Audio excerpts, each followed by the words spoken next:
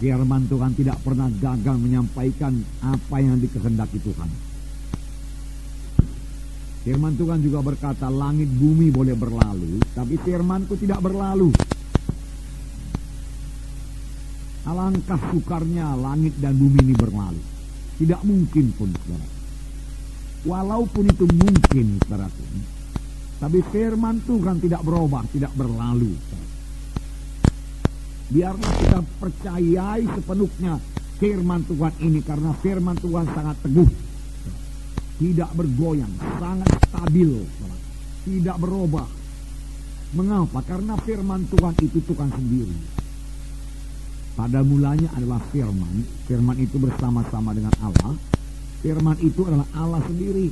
Firman itu juga Allah. Tuhan Yesus tidak berubah. Oleh sebab itu firman Tuhan tidak berubah. Firman Tuhan yang kita baca dalam Alkitab, saudaraku, adalah sama saja dengan ucapan Tuhan Yesus.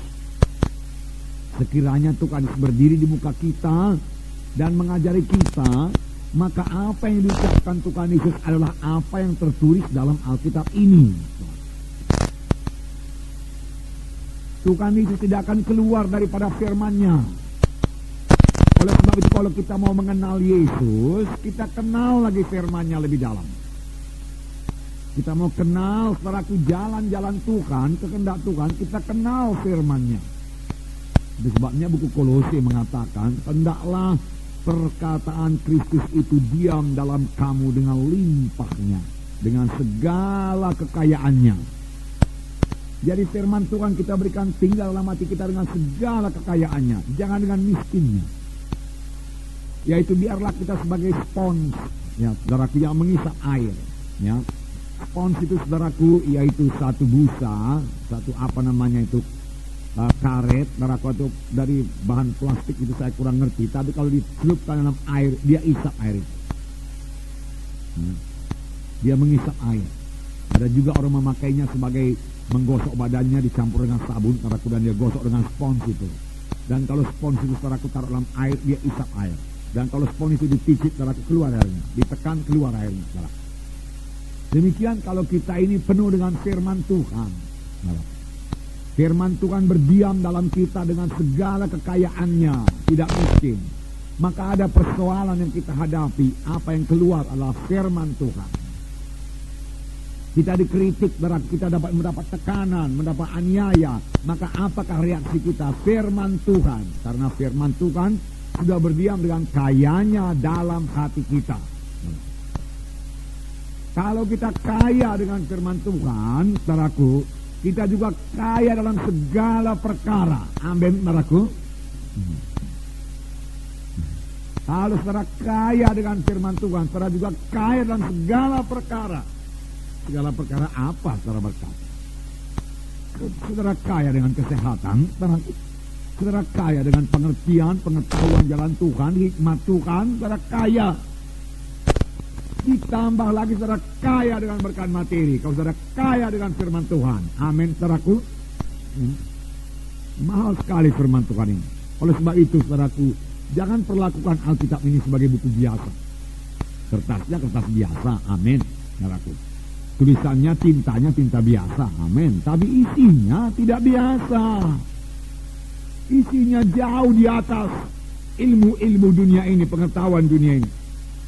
Isinya jauh di atas ilmu falsafah dunia ini. Nggak bisa dibandingkan itu, saudaraku.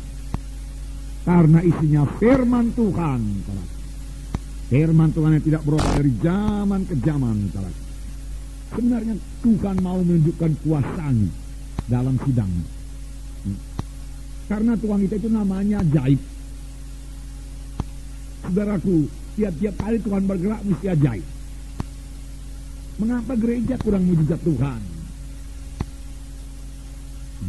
Harus ada mujizat Tuhan. Mujizat itu membawa sukacita, membawa iman.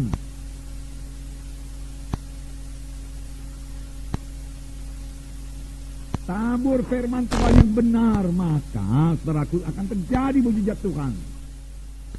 Kenapa? Karena firman Tuhan yang benar ditaburkan. Ada kuasa dalam firman Tuhan. Ada kuasa dalam firman Tuhan.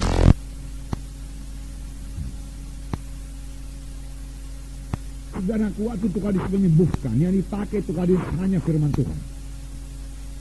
Beberapa kali memang dia meletakkan tangan, tapi dia terus bicara. Dan apa yang diucapkan Tuhan Yesus itu firman Tuhan. Seorang yang sakit tepok diusung 4 orang, saudara sudah tahu ceritanya, mau berjumpa dengan Yesus dalam satu rumah di Kapernaum, karena Tuhan lagi mengajar di Kapernaum. Tetapi karena di muka pintu jendela penuh dengan jiwa-jiwa, dalam juga sudah penuh dengan jiwa-jiwa, mereka tidak putus asa. Mereka percaya pada Yesus.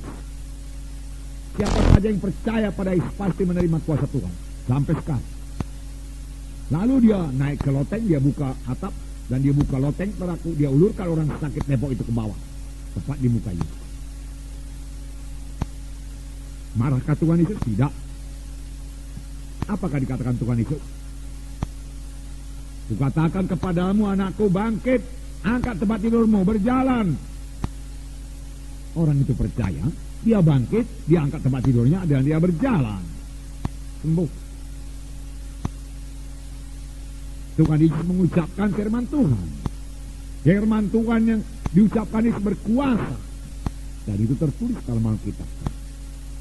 Kalau Yesus, saudaraku, berdiri di sini, dia akan mengatakan hal yang sama juga. Bertobatlah sebab kerajaan surga sudah dekat. Dia akan berkata demikian. Seberapa banyak orang yang menerima aku, anak manusia, maka kepadanya diberi hak menjadi anak-anak Allah. Dan seberapa banyak yang menerima, dia menerima keselamatan, lahir baru jadi anak-anak Allah. Kenapa? Karena ada kuasa dalam firman Tuhan. Kuasa dalam firman Tuhan. Jadi saudaraku, percayai. Dari firman Tuhan ini juga kita mengenal kehendak Tuhan. Seorang yang sakit kusta berseru kepada Yesus. Yesus, anak Daud, kalau engkau mau, engkau sanggup menyembuhkan aku. Itu Markus 1:41 kan? Kalau engkau mau, engkau sanggup. Dia tidak bimbang mengenai kesanggupan Tuhan Yesus. Sama seperti banyak orang Kristen sekarang. Orang Kristen tradisional pun tidak bimbang akan kuasa Yesus. Bisa, sanggup. Tapi apa mau Tuhan menyembuhkan saya apa tidak? Apakah Tuhan memperhatikan saya apa tidak? Saudaraku, kalau saudara selidik firman Tuhan, keselamatan adalah bagi semua orang. Semua orang bisa selamat, hanya dia percaya pada Yesus. Tapi bukan hanya keselamatan aja bagi semua orang, kesembuhan pun bagi semua orang. Tuhan tidak memilih-milih.